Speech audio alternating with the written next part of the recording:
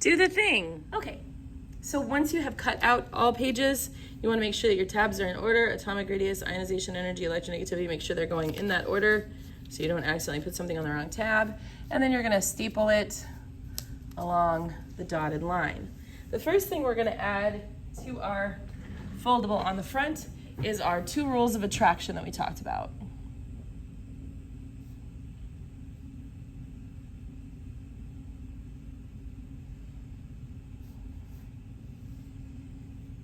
Number 1,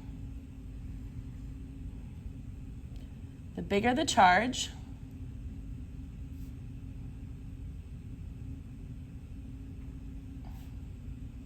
the stronger the pull.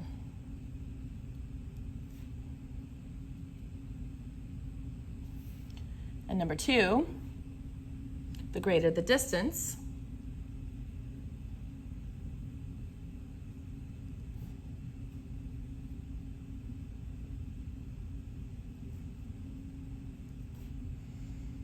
the weaker the pull.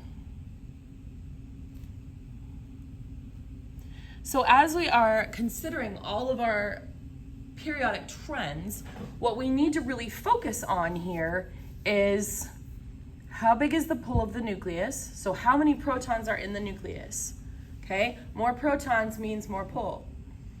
Okay, but we also need to remember that the greater the distance from the nucleus to the outside electrons, your valence shell, the weaker the pull is going to be.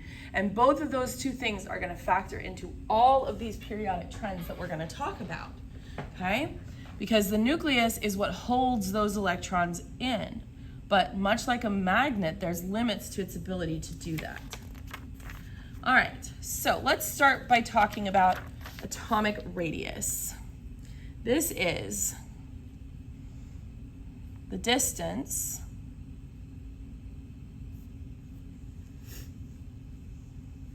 from the nucleus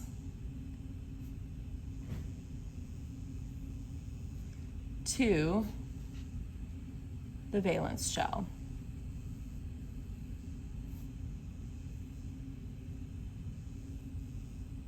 Okay? And the major idea here is that more energy levels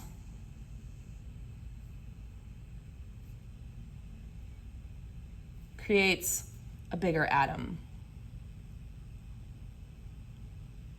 But what about when we are not having more energy levels? What about when we go across a period where the energy level doesn't change, but the nuclear charge changes? So let's talk first about what happens as we go across a period. So as we go across the period, what's happening here is our nucleus is adding more protons. So think of it like your magnet getting slightly bigger every single element you go across. So the further across we go, the bigger our electrically attractive nucleus is, all right? In other words, the effective nuclear charge, okay? So our nuclear charge is getting bigger, but our electrons are not getting any further away. We're not adding any energy levels that require us to go out. So, as we go across, our atomic radius is going to decrease. And the reason it decreases is because the nucleus is getting bigger, so our magnet's getting stronger, and it's going to pull all those electrons tighter in with it and make them closer and closer together because it's such a strong magnet as we get further to the right. So, the charge of the nucleus increases, but the energy level, so the distance the electrons are from the nucleus, stays the same. So there is a greater pull on those outer electrons because we're not adding any more energy levels, so we're not jumping out farther, but we are making our magnet stronger. All right? Now, that is not true when we go down the group. Okay? As we go down a group, our atomic radius is going to increase. Okay? And that's because we are adding energy levels. Remember, each row of the periodic table is an energy level, so the further down we go, the more energy levels we're going to have, the bigger our atom is going to be. So what we need to remember is that francium is going to be our corner where we have the highest atomic radius. Okay, now don't forget about these guys, these lanthanides and actinoids, they are actually here. So if we're looking at it in terms of that, francium is still the furthest bottom left, okay? And then over here, helium would be our smallest. So when we're trying to decide what has the biggest atomic radius, we're going to look at, well, who's the closest element to francium? Who's further down? Who's further to the left? Okay? All right, the next one I want to talk about is the ionization energy. We covered this pretty thoroughly in the gizmo lab that we did. But remember, this is the amount of energy needed to remove an electron. Now, in our course, we're just going to talk about the first ionization energy. In other words, removing a single electron, but as you're going to find in chemical bonding, we don't always just remove one. Sometimes we remove two or even three. Okay, so there is a first ionization energy, a second ionization energy, and potentially a third ionization energy. It doesn't get any past that because those energies increase, because it's one thing to take one electron, it's more energy to take another. So our first ionization energy is going to be less than our second ionization energy, which is going to be less than our third ionization energy. In this class, we're just going to talk about the first ionization energy. In AP Chem, they talk more about the second and third ionization energies. So this is our energy to take an electron off of an atom. Now, it's really important to remember that it always requires energy, no matter what. There are some atoms that lose their electrons really, really quickly and easily, but you have to remember that it always requires energy, even when the attraction is weak. So if we've got a really, really big atom where our electrons are really far from the nucleus, it's easier to remove the electron, but it's still going to require energy because it is not we're breaking something that's electrically neutral. All right, so ionization energy, trying to remove. Well, remember, as we go from left to right, our atom is getting smaller because our nucleus is getting stronger. So as we go from the left to the right, the attraction of the nucleus for those outer electrons is increasing. That means that if we want to try to take one of those electrons, it's going to cost a really high energy. So as we go from left to right, our ionization energy is going to be increasing because we are increasing the charge of the nucleus, and at the same time we are decreasing the distance to the valence electrons. Okay, so we're increasing the charge of the nucleus, but we are also decreasing the distance of the valence electrons. So we're doing both things. We're making our magnet bigger and we're getting the distance down. So that's going to mean that over here, these noble gases, it is going to be so costly energy-wise to remove an electron. Okay, whereas over here on the left, we have a relatively small nucleus, so our attraction isn't as great, and our valence electrons are further away because the attraction is not so great. So over here on the left, these guys actually lose their electrons quite readily. They find another atom that has an attraction for them, and zip, there they go. So it really depends on which end we're on here, okay? So now let's talk about the trend going down a group. Going down a group, our ionization energy is going to decrease. Because even though our nucleus is getting bigger, we're adding energy levels, okay? And when we add an energy level, remember we're adding distance, okay? We're adding distance. So as I go down that group, my electrons are gonna get further and further away from that nucleus that's trying to hold them in. And so as you go, one of my favorite labs that we do is when we do these reactions with water, because they react really violently with water. And the level of the reaction increases as you go down because they become more and more reactive. And that's because the electrons are farther from the nucleus. They are ready to lose them. Now, it still requires energy, but because those electrons are so far away, it's much easier for them to just get pulled right off to any substance that has a greater attraction. Let's talk about electronegativity. This was not part of the gizmo that you did, so it's really important for us to talk about what this is, because this actually is very important when we get into chemical bonding. Electronegativity kind of controls everything that we're doing when we're doing chemical bonding. So electronegativity is a measure of the tendency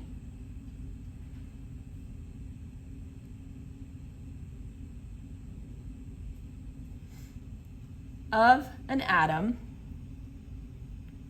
to attract electrons to itself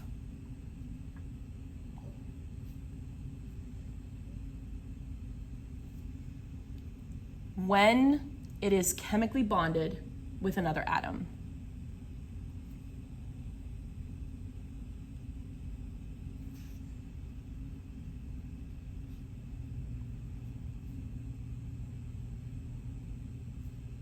In other words, this is a measure of how well our atom is able to share, okay? If our atom is a big old hog and it likes to hog the electrons, then it's gonna have a high electronegativity, okay? If our atom doesn't have a high attraction and so it doesn't want to pull on those electrons, it's gonna do a better job of sharing those electrons with another atom when it chemically bonds, okay? And we'll talk more about what that leads to in a chemical bond in our next unit. But for right now, we need to understand that this is about the attraction of that nucleus, not only for the atom's own electrons, but when it's in a compound, it can attract the electrons of the other atom. So it can pull electrons, not only its own, but also electrons from the other atom more towards itself. If it has a high electronegativity value. If it has a low electronegativity value, it's not as likely to attract those electrons to itself, and it's more likely to let another atom that is more electronegative pull those electrons away from it, okay? And so the two things that this depends on, of course, is how much positive charge do you have in the nucleus, and then how close is the nucleus to the valence shell. So the only caveat here is this right here, boop, the noble gases. Here's the thing, chemically bonded with another atom. Small problem, these guys don't do that. So the noble gases on the whole do not tend to have an electronegativity value because they don't form compounds. So they don't have an attraction to electrons when chemically bonded to an atom because they don't do that. So the trend is the same as ionization energy, but it stops here at fluorine. Fluorine is our highest with an electronegativity value of 4. That is the highest value. Everything else is less than that. So the highest value is fluorine. And that is because, again, as we go across, our electronegativity, just like our ionization energy, is going to increase. And again, this is because the nucleus becomes more positive. Okay, so we have increasing positivity in the nucleus, and the distance from the nucleus to the valence electrons is less. Okay, so the further across we go, remember we're pulling in, and so our atom is getting smaller and smaller and smaller because the nucleus is getting bigger and bigger and bigger. We're not adding any energy levels, so they're not jumping out any farther. So our electrons just keep getting pulled tighter and tighter and tighter and tighter and tighter. That also means that any other atom that atom is bonded to, like if I put fluorine, chlorine, bromine into a compound, because they have such a high electronegativity, they are going to pull not only their own electrons, but other electrons from the other atom towards themselves. And the amount that they can do that is based on the electronegativity of the other element. If they have something with a low electronegativity like this right here, they can actually pull the electrons all the way off and just take them, okay? If it's something more over here, like let's say fluorine is bonded with carbon, carbon has a high enough electronegativity that they're gonna not be able to pull it off, but they're definitely gonna be pulling more towards the fluorine. So your electrons are gonna be pulled over closer to the fluorine than to the carbon, okay? So huge relationship between that and ionization energy. And again, same thing is true as we are going down the group, okay? So just like with ionization energy, it became easier to remove an electron from something further down because we have more energy levels. We're further from the nucleus. There's more distance, all right? So our electronegativity is going to decrease as we go down because we're adding energy levels. We're adding distance. Okay, we're getting farther and farther away, so the ability of that nucleus to attract something that's so far away is going to be really difficult. Okay, so electronegativity, really, really difficult. Remember, the noble gases don't form compounds, so they're not participating in electronegativity. Now, why don't they form compounds? What is special about them? Well, if you remember where they are, they're the end of the energy level. So their valence shell is what we call full. If we add one more electron, we'll have to add an energy level. That is not electrically favorable. Right now, as they are, they have their lowest potential energy, which is a natural good state. Nature is going to try to favor that naturally low potential energy. And that's why these guys don't form compounds with anyone, because they just can't. They're already full up. And it's not electrically favorable to put any more in. All right, so then we need to talk about ionic radius. So what happens if we do lose or gain electrons? So let's talk about who. So number one is the metals. Elements with a high metallic characteristic, like they were talking about in the gizmo, they are going to tend to lose their valence electrons. And if you think about it, our metals have 1, 2, 2, 2. Some of these guys have maybe 3 or 4. So we're not losing that many, okay? What happens when we do that is we drop down to an energy level that is already full.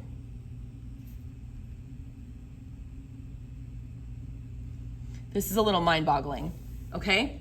So remember in the gizmo, we talked about how when a metal loses a valence electron, the atom itself gets smaller because we've dropped an entire energy level. So let's say sodium here loses its 1 valence electron.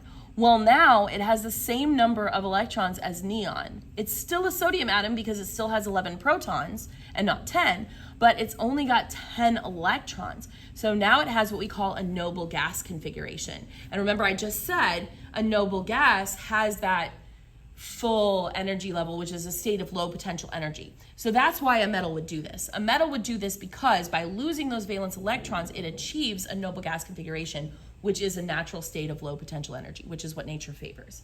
So it's going to do that. So it becomes positively charged.